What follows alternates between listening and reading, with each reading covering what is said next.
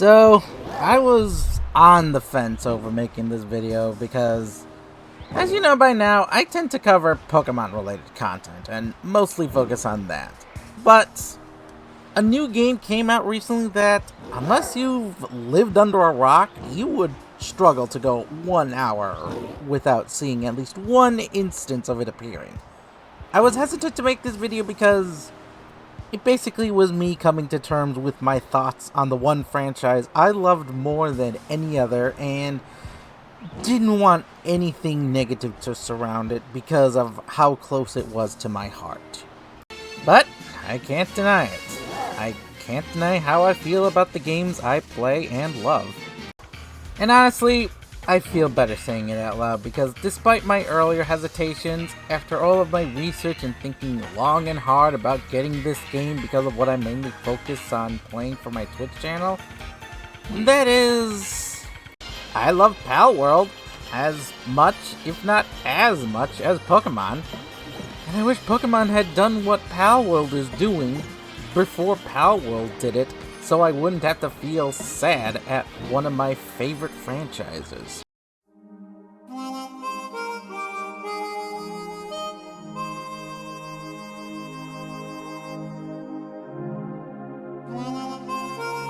Before I begin, let me just say, I want you to ignore your personal biases that you may have over Palworld and Pokemon's current ongoing drama. Ignore what you may think about whether or not Palworld used any AI-generated content. Ignore what you may believe when it concerns how certain Pal species are very similar to certain Pokemon species. If you can't do that, then turn away from the video, because nothing I say will affect your opinion and I don't want you to waste your time. And all that said now, let me ask you this. Does the world of Pokemon feel alive? As in, can you picture the Pokemon world we play in-game? Again, in-game, not the anime, as a world that feels like it's one that is lived in. If you have played a Pokemon game, you might not like the answer, because to me, having played since Red and Blue's early days when I was a little child of 9 years old turning 10, I, who have recently turned 34 years old, just don't feel like the world of the Pokemon games is a living world. But it does in Palworld. What do I mean by that? Well, let me put it this way. In Pokemon, everything is perfect. There is not a single downside in the world of the Pokemon games. Take Pokemon Scarlet and Violet, the most recent and most relevant Pokemon games released so far. It's an open world as, far as open world goes, but there's not much to do in it at the start, and there's not a lot to do in it after you finish the mainline games. Unless you're into the competitive scene of Pokemon, the game ends pretty much after you finish the main story, or if you have the DLC, the epilogue. Sure, you could finish the Pokédex, catch them all as the saying goes, but you don't need to finish it. And you can't even finish it unless you go online, buy the second version of the game, or you have a friend in real life to help you. All in all, if you want to fully experience the game by yourself and 100% the decks, you'd have to spend $180 US. 90 if you want to play the story, and depending on your speed at playing it, it can last you between 5 hours or even 25 hours. Overall, this isn't too bad as far as Pokemon is concerned, but after that, there's no reason to play any further. You can put the game down for 3 years, come back, and nothing will have changed in Scarlet and Violet. Palworld. So far, I've spent about 13 hours, and I haven't even done a tenth of what is available in the game in its notorious early access, bare bones, get it out and hope people like it state that most games doing this cross their fingers and pray for enough support to keep it going and finish what is promised. In this game, nothing is handed to you for free besides the barest of bare-bone resources. Sticks and stones and maybe some loose ore. A piece of wool, some berries here and there.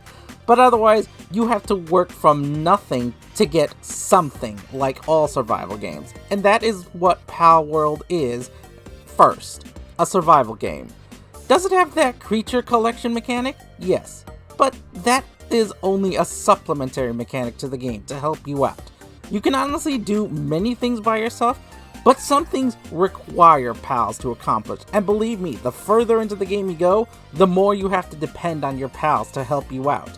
You can chop down trees just fine, build tools, chop down more trees, mine ores and whatnot, but without pals helping you, you'll never get anywhere in the world by yourself.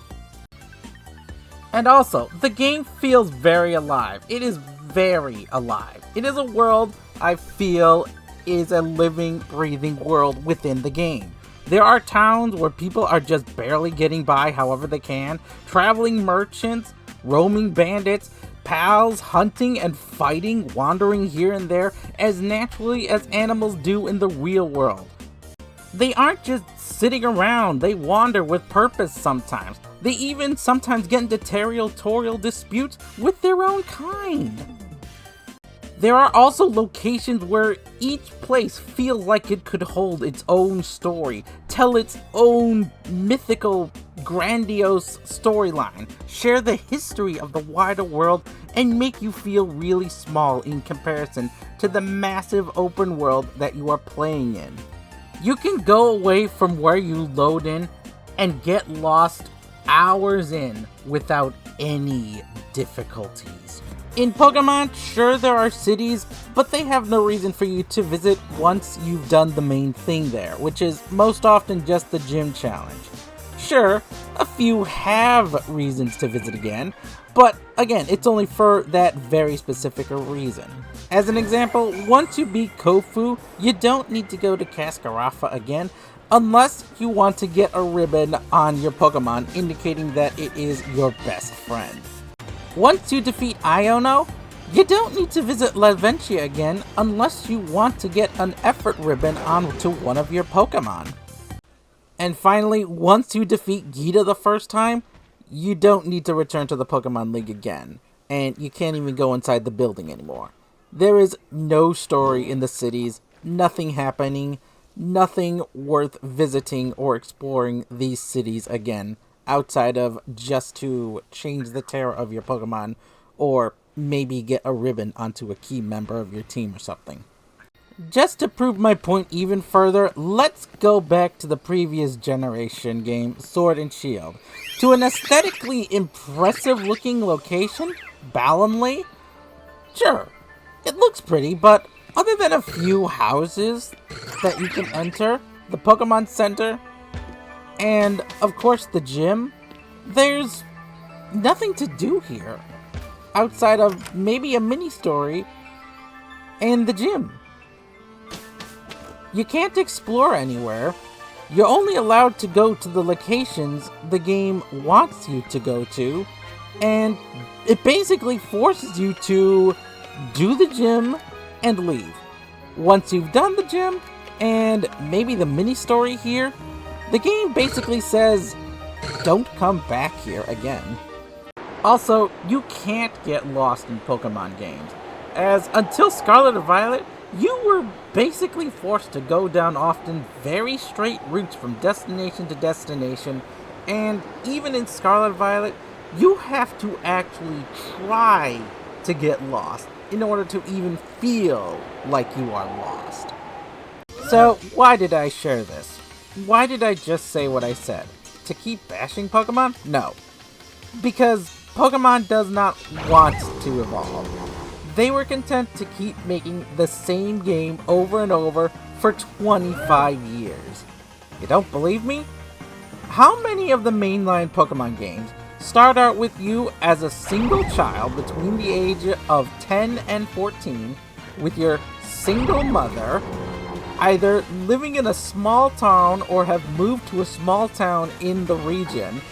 You go out on a journey after receiving your starter from the professor of the region, or in Scarlet and Violet's case, the principal, to defeat 8 gym leaders to become the champion of the region and save the region from a potential villain or cataclysmic event by catching or subduing the legend of the region.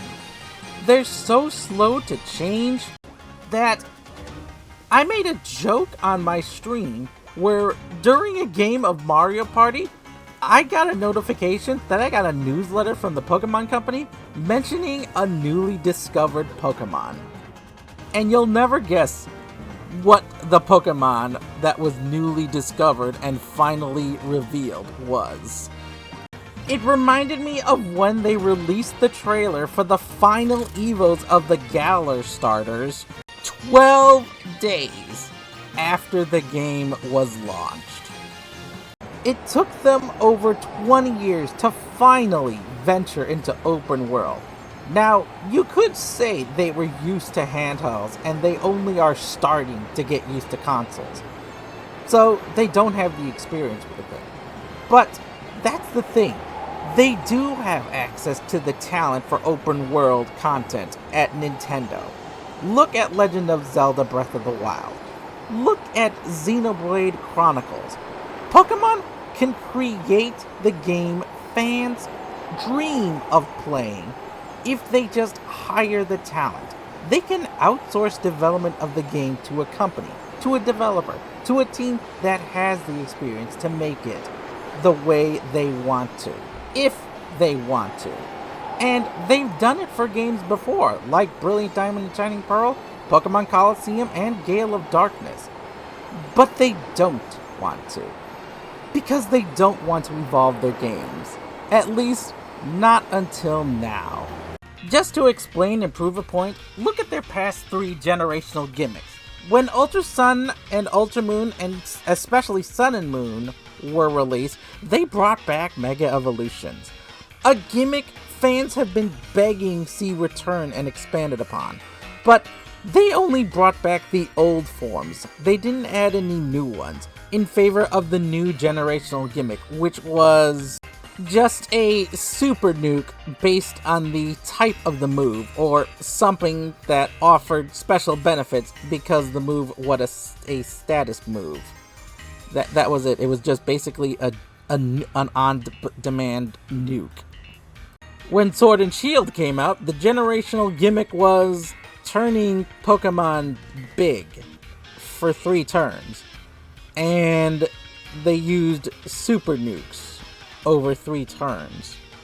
In Scarlet and Violet, the gimmick is, well, we can change our Pokemon's type on demand to either what they are or to something new to enhance their powers during battle. Palworld is the dream of Pokemon fans, a world to explore filled with creatures to collect and live alongside.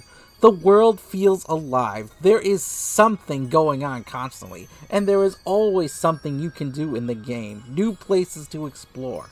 I spent 4 hours building a base, setting up a little farm, building my home up in Palworld, and then the next day, I spent 2 hours just relocating everything I owned and all of my pals to a new home before spending another hour building back up from the resources I had saved. To prove a point, I normally only stream for at most 2 to 3 hours, but on my second day of playing Palworld, I streamed for nearly 10 hours and I'd only just completed the tutorial mode. I was just so invested into the world that I didn't even notice how long I'd spent, and I was constantly finding new things to explore, new location to discover, new experience to experience, that I just wanted to keep going, and it took me being away from my home base and getting lost for 3 hours and having no safe way back to finally get me to stop playing. But only after I found a safe way home. In the Pokemon game, you have no real incentive to keep playing past a certain point. Take a recent event that happened where they announced Terra raids for Fluttermane and Iron Jugulis, as well as outbreaks to find certain Pokemon with different marks. They were version exclusive, but I already have the exclusives and the marks don't interest me, so my only response was, meh, whatever. I don't need 4 different Skrelps with 4 different marks when I have one that is shiny that I already like. I'm a competitive trainer, a competitive battler. I want to compete, not look around for different Pokemon that have different marks when I'm not going to use them for my teams. Unless I want to complete a collection like, say, the Butterfly Garden with the Vivillon and its 20 different shiny forms, of which one of them is inaccessible, I'm only going to find at most 2 or 3 members of a species. 1 normal and 1 shiny, sometimes even only 1. I may sound like I'm being critical of Pokemon in this video, but that's because I love it. I only want what's best for the franchise. I want them to make the best games possible. I want to continue to experience and live in the world of Pokemon.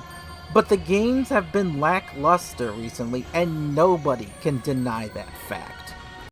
The fact that a full-priced, at-launch, $60 game from the highest-grossing media franchise in the world was riddled with enough bugs, glitches, and suffered from such frame rate drop that Nintendo had to actually issue refunds is inexcusable.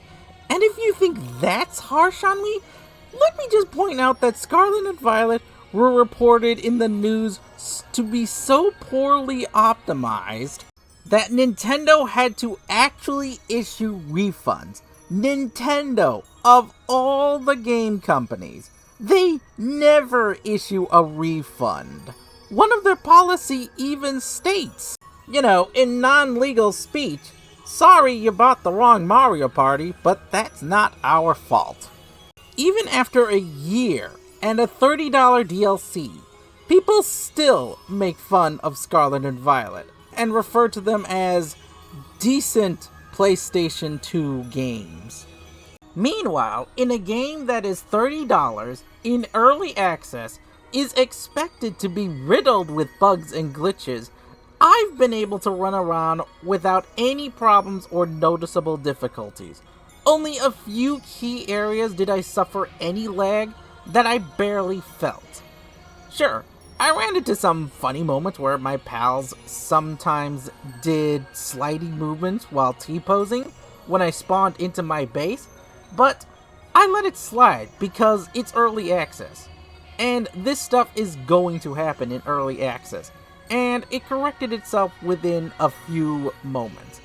I'm used to this from early access. I know it's not finished, so there will be problems. But even in its early access state, it felt like a full-fledged game, and I loved every second I played, and I just wanted to keep playing. Palworld in early access feels like a full-price AAA game, and it's very fun to play. Pokemon Scarlet and Violet feel like a Pokemon game that only remains fun if you're a dedicated competitive battler like me. Do I love Pokemon still? Yes. Yes, I do love Pokemon still. And I still love my Pokemon deep in my heart. Nothing is ever going to change that. But do I love Palworld? Yes. Yes, I do now. It is fun. More fun than I thought I'd have, and I wasn't expecting much, considering how long I have been playing Pokemon, and how I've just become accepting of their style of making games, giving us decent stories, but little else regarding the post-game. I didn't want to make this video because internally I was so desperate to find positives for Pokemon, but for every positive I found, the more I found negative points for them. Palworld has given me what I, as a Pokemon fan, and more recently as an adult Pokemon fan, have craved for years. A more realistic, more mature-themed Pokemon game set in an open world that I can explore to my heart's content, choose my path, choose how I wish to play, customize to my desires, and just lose myself in. My saddest thought over the entire thing is that it didn't come from the Pokemon Company. And it's the Pokemon game that doesn't exist. Because Palworld isn't a Pokemon game, but it's the closest we'll ever get to what Pokemon fans have been begging for. Nintendo said in a recent message that they take criticism seriously and will take into account the quality of their games. All I can say is, we'll see, Pokemon Company. We'll see. You have the resources and the funds to make any Pokemon game you want. You have a dedicated fan base who will buy any Pokemon game you make, no matter how little effort you put into it. All you need do is make the Pokemon games we fans will have fun playing. Not just a Pokemon game that we'll have fun buying.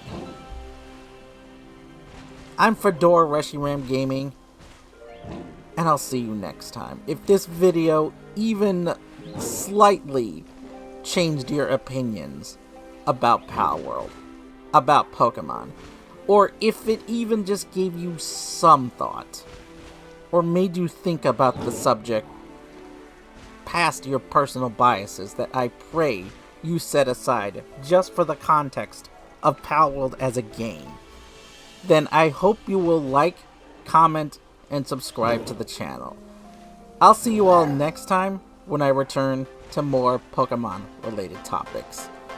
And now, smash that subscribe button to make Iono go crazy.